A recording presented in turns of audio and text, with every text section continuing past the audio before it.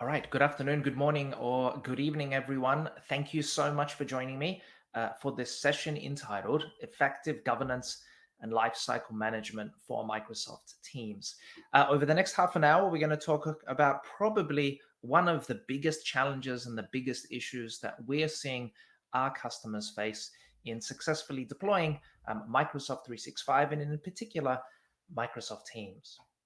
So, a bit of an introduction. My name is Michal Pisarek. I'll be your host today. We are proud partners with Computer World, also, which is great. Orchestry, my company, um, is a lifecycle management, governance, and adoption platform for Microsoft 365, which I'll talk about in a little bit. But in terms of who I am the CEO and the janitor here at Orchestry, meaning that I do a little bit of everything. My experience has been pretty broad within Microsoft 365 and SharePoint, starting off on the old premise days in about 2008, moving all the way to Microsoft 365. Currently, 7 times Microsoft SharePoint MVP. My goal really and Orchestry's goal is to really build great software on Microsoft 365 to help organizations really take full advantage of the platform. And my claim to fame is I used to be a chef, used to be a professional chef for a number of years before I moved into IT. It's fairly similar, lots of things going wrong, people shouting at each other, all kind of common challenges that organizations face. So let's talk and let's get right into it and talk about some of the common challenges and organizations that we are seeing customers face. And before we actually launched Orchestry, which was about a year ago, well, a year ago, we actually took about 6 months to try to understand, like I said, some of those challenges and some of the opportunities that customers were facing with Microsoft 365. We spent close to about 6 months speaking to over 250 different customers, lots of different sizes, lots of different verticals. This was pre-COVID, so things were a little bit different, but we were really trying to understand, is everything as rosy and as peachy really as Microsoft was making it out to be? And we quickly found that organizations were getting some value with Microsoft 365. Some of them were getting considerable value, but they obviously were also facing a lot of challenges in using the platform also. So after that, we came up with these three. And I think these three challenges really underpin what organizations are facing with Microsoft 365, particularly with Teams. And as you know, as Microsoft 365 and Microsoft releases new capabilities and new features, we feel that some of these are going to be problematic also. And we've tried to build a solution with Orchestry around that. So the first challenge that we face and we found was really from the end user side, was this challenge of adoption. Microsoft 365 has got lots of different tools. As you know, those tools are constantly changing. Microsoft is bringing out new and additional tools. But the other big challenge is there's a lot of overlap between the different tool sets that Microsoft 365 provides. And end users love Microsoft 365. They love the power of that. But the problem is that there's so many tools, there's so many choices, there's so many things that do things in a very similar fashion, and all these tools are constantly changing and being updated. That this really manifests itself in what we see is this kind of what to use when challenge for end users. So what do I use to manage documents? Do I use Teams? Do I use a SharePoint site? Do I use a Microsoft Loop component? Do I use OneNote? Do I use OneDrive? What do I use to manage tasks, right? Do I use Planner, or do I use Microsoft Lists, or do I need Microsoft Project?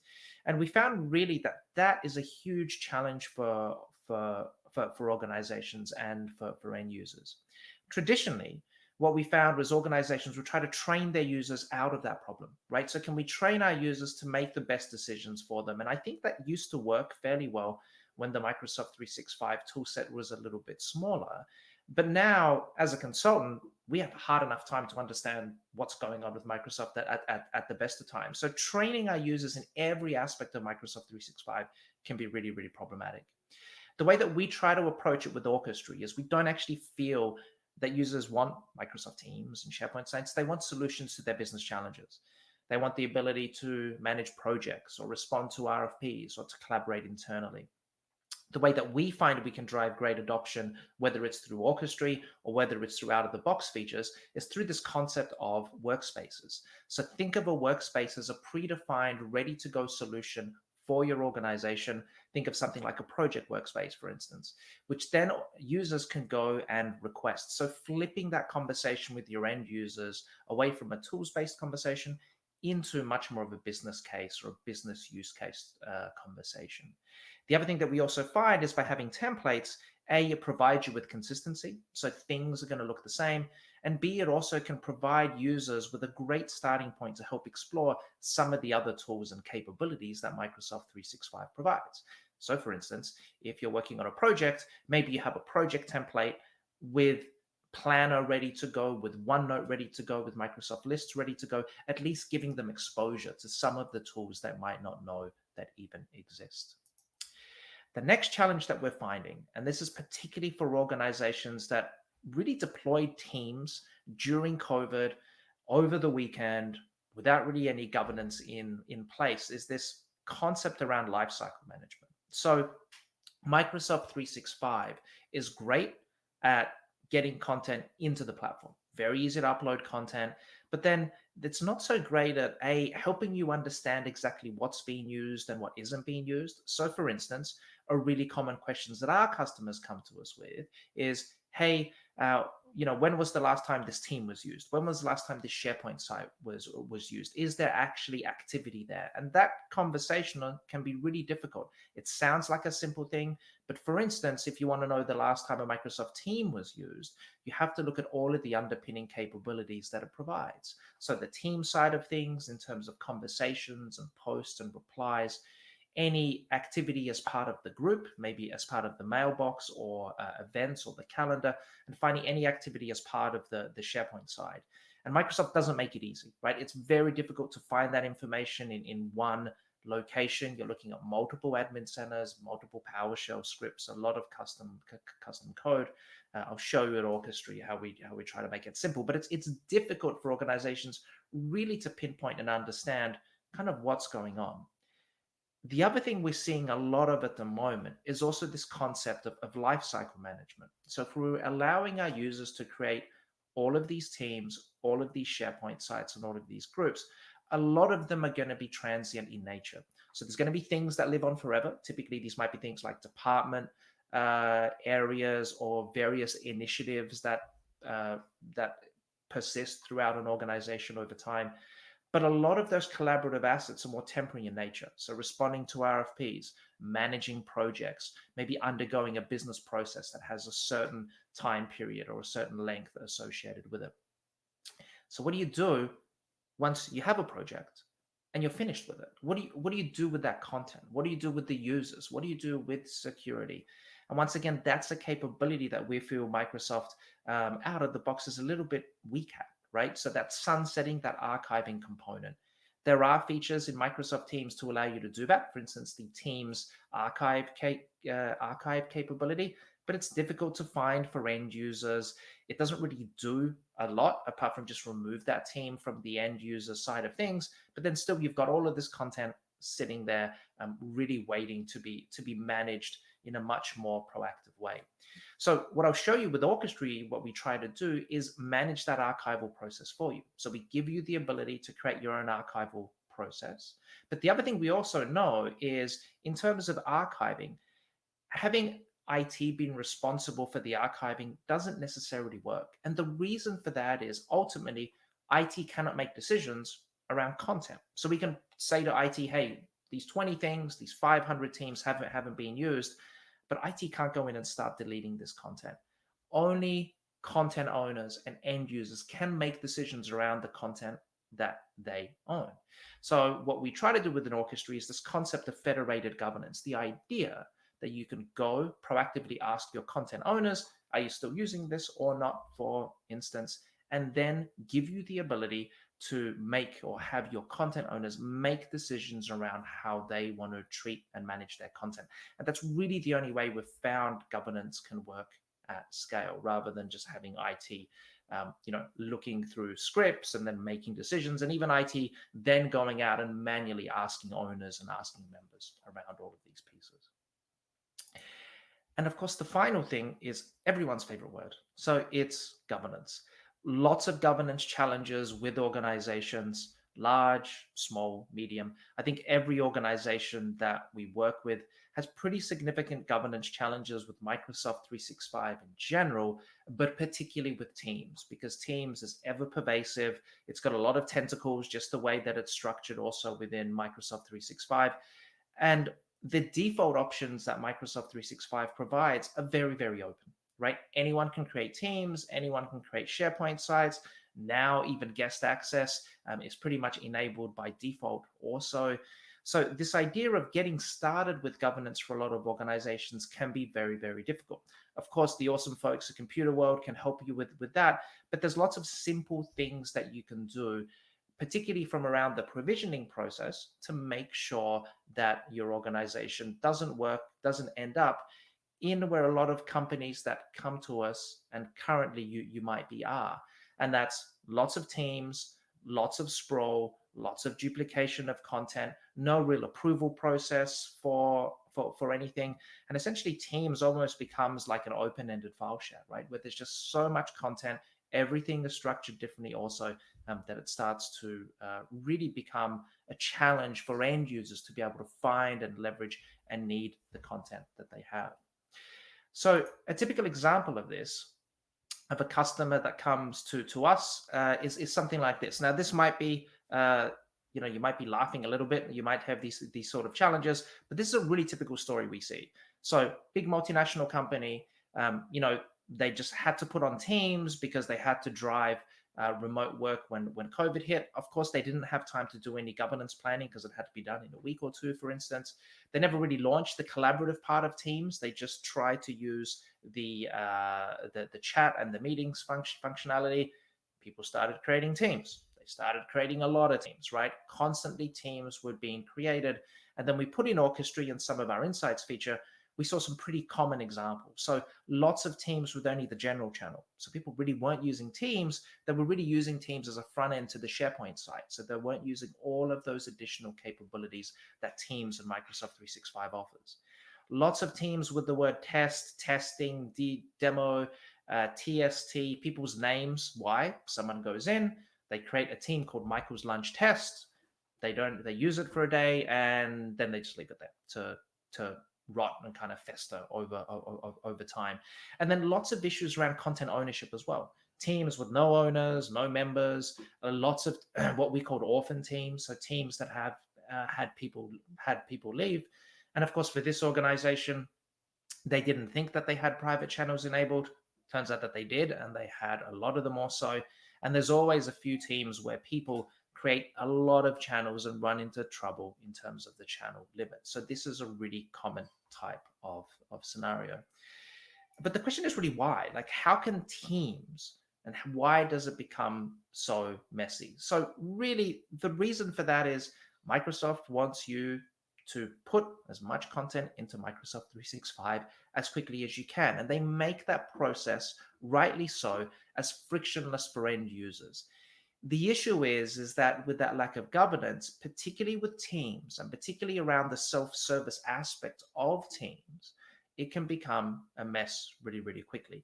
And like I said previously, for a lot of organizations with remote work needing to start to happen so quickly, lots of organizations turn on Teams because they needed to. They needed an area to collaborate within a hybrid workforce.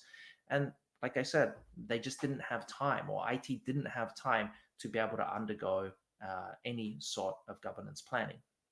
And even though this might not be an issue now for you, it does start to compound over time. So even if you create a couple of teams a day, 52 days a week, in 3 years, if you don't manage of this stuff, you've got around 1,500 teams. And this can be a real issue for organizations. And we're really starting to see some of the friction that organizations are facing around this. In terms of, if you're wondering if you have what's called an ineffective kind of Teams deployment, these are the common things that we see. Now, if you think you have some of these challenges, get in touch with the Computer World folks. We can put in Orchestry because we can actually identify all of these pieces for you. So things like duplicated teams, something we find that's really common, because in Teams, I can go in and I can create 50 teams called human resources, which seems crazy, but I can. we see a lot of use cases where someone goes in, they create, let's say, a team for a particular project, let's call it Project Alpha. They invite a bunch of people to that team.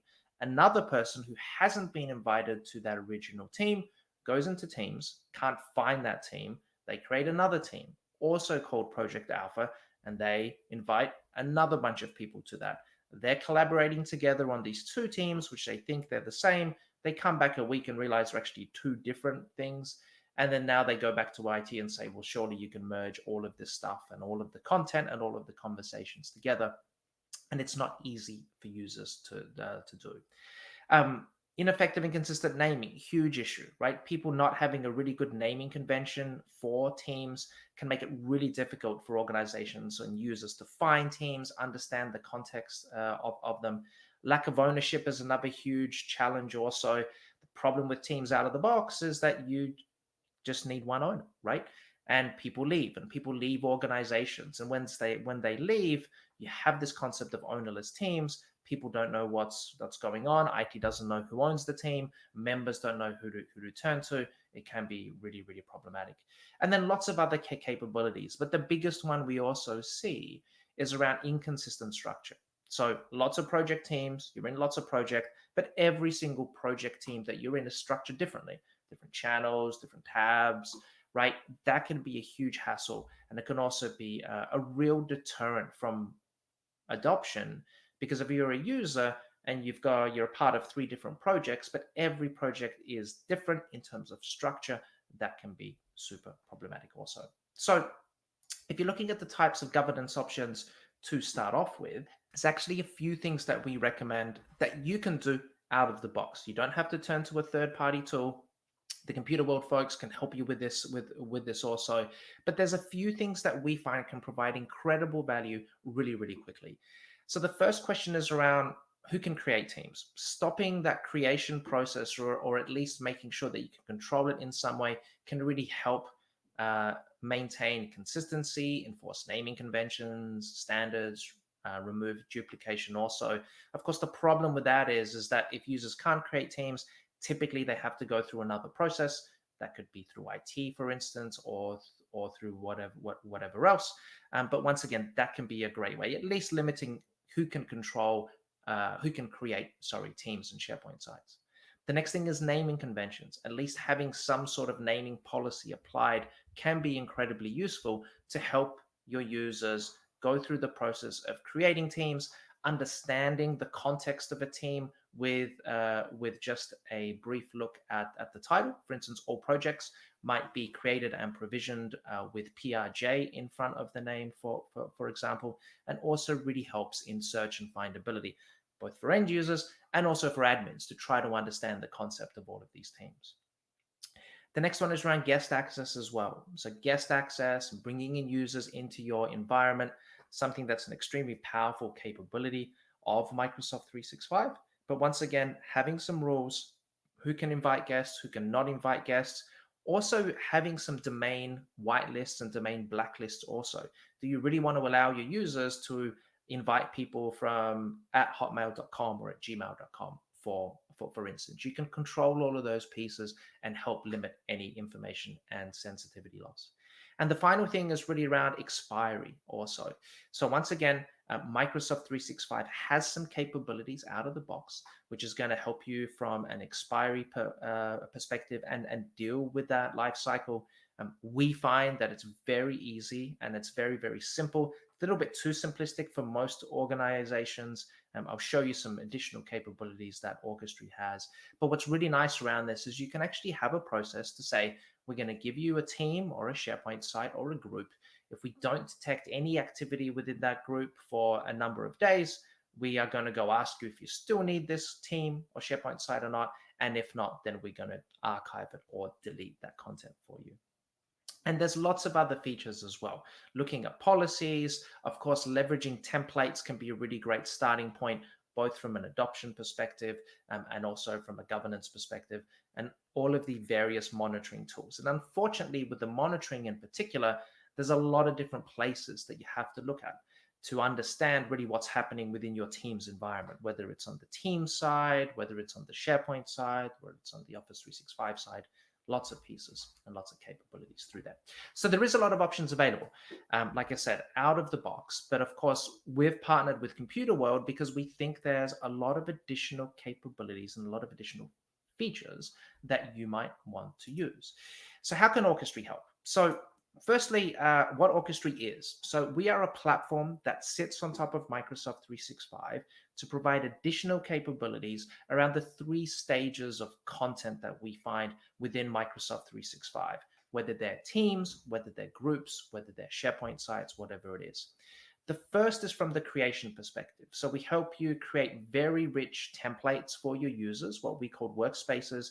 These have a lot of additional governance capabilities and features that you can apply so you can provide self-service to your end users in a really beautiful fashion, but also make sure that you have all of your governance rules applied. So custom metadata, naming conventions, approval processes, minimum owners, minimum members, lots of things that are just going to be simply transparent to your users.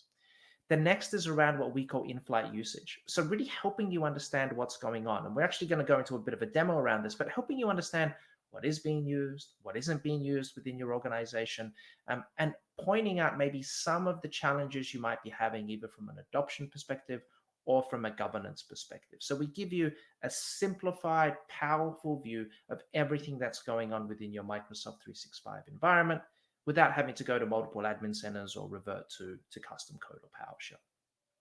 And the last thing that we do is around what we call sunsetting and archiving. So we allow you to create your own archival process, attach that to pre-existing Teams or SharePoint sites, or proactively for new Teams and SharePoint sites, and have a full end-to-end life cycle around your content. So you can set up a process within Orchestry to say, here's how we do projects. Go and request this project through Orchestry. We're going to make sure that that template is all rich and built for you. Everything within SharePoint and Teams and all of your documents and your tasks and your list and everything there is going to be ready to go. We're going to give that to you. But if you don't use that for, let's say, 30 days or 60 days, we can proactively ask the owners, are you using this or not? And if they say no, you can go through your own custom automated archival process to make sure that all of your content is going to stay relevant and rich over time. In terms of some features really quickly before we jump into a demo, lots of features around governance. So like I said, we want to provide or strike that balance between what's best for our end users in terms of provisioning and requests and making sure they can get what they want when they need it quickly and simply, but also the governance pieces that IT needs to have to make sure that they can provide this service. So Orchestry builds on top of the governance capabilities that Microsoft 365 provides. Naming conventions, approval processes, support for sensitivity labels, retention labels, custom metadata, lots and lots of good stuff that we can provide. The next thing is around what we call reports and insights. So the idea with this feature, and we'll go through this really quickly, is to help you understand what's happening within your organization. You can get this data in some way out of Microsoft 365, but unless you have developers and technical experts building these reports for you, it's going to be really, really difficult. And then the final thing is around lifecycle management. So what we want to do is help you understand and automate the process of the spin down or the sunsetting or the archiving of your teams or your SharePoint sites, all the while getting your users involved. Okay, so let's quickly go through a demo here and show you a little bit of what Orchestry has to offer. Now, if you're familiar with Teams, which I assume you are, you know that typically you can go into Teams as an end user. I can go into here. I can click on create or request a team, for example, through here. Of course, there's templates and out of the box, but they're very simple and they're very easy, right? There's no real depth to them. So what Orchestry allows you to do is a few things. From the templating side, we want to create these really rich experiences for our users. And what Orchestry you can do with Orchestry is, for instance, run projects, for instance. So let's say that you're an organization and you want to run your projects and you want to use Microsoft Teams. This is a template that comes with Orchestry. We have a team associated here. Within this team, we have a number of different channels. All of these channels can be pre-configured with tabs and everything else. we can also have our SharePoint site configured through here. So we have a beautiful SharePoint site all ready to go for users. Lots of custom capabilities that we provide, but still all of your content is in Teams, all of your content is in Microsoft 365. But let's say one of our custom features within Orchestry is our project timeline feature, because everyone loves a good timeline. There just isn't one available in M365. So if I'm a project manager, I can see all of my tasks and all of my in a timeline, or all of my tasks by category. I can see all of my documents as well through here. The other thing that Orchestry provides from a templating perspective is giving you the ability to have things like documents and metadata and everything else available through here. So these templates are very, very quick and easy to be able to go and create. And then really from the end user side, the idea is you can limit these templates, and you can allow users to then go through Orchestry and go through a really simple process of going and requesting these. So you notice we're not asking users that they need a team or a SharePoint site. We're asking them for specific types of business scenarios. So as a project manager, I can go, let's say, request a project. I could go and add maybe for some predefined document templates that I need through here. So let's go and grab a couple of these. And then if I click and continue, we also do a lot of things to help people not, duplicate content, and help with sprawl and duplication and all the way through here. So if I'm going in and let's say I'm requesting a team called marketing, we'll actually say, hey, there's lots of other things that kind of look like what you're trying to create all the way through here. So it's a little bit from the provisioning side. The more interesting side, maybe for some of you, is if you have deployed teams, is what's called our insights feature. So the other part of Orchestry, like I said, is we want to really help you understand what's going on within your environment. How many teams you have, how many SharePoint sites you have, how many communication sites you have, what's active and what's inactive.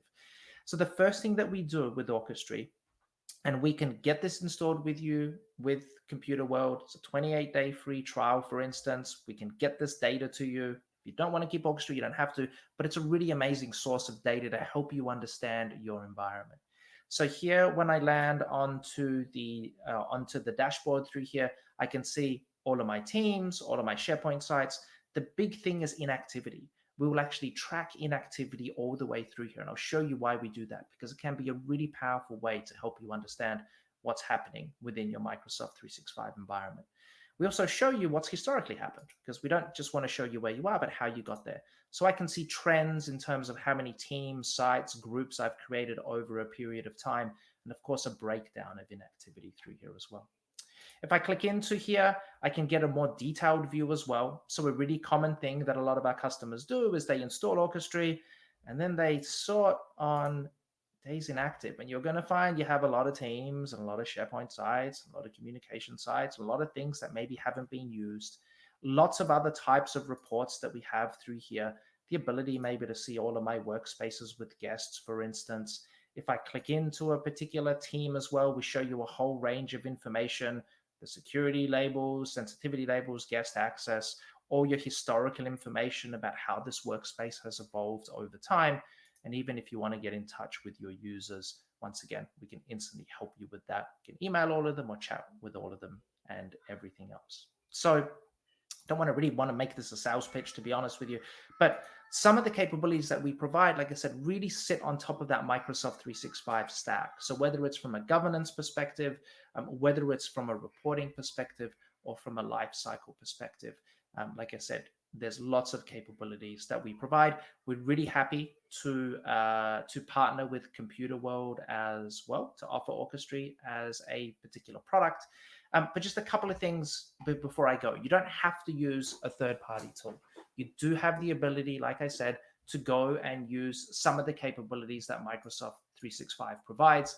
And like I said, if we just go back there here, just to kind of finish up here, really, you can start small with governance. So look at basically the creation scenario first. Limiting teams or SharePoint site creation can be a really powerful thing. Look at your naming conventions, maybe look at configuring guest access and expiry also.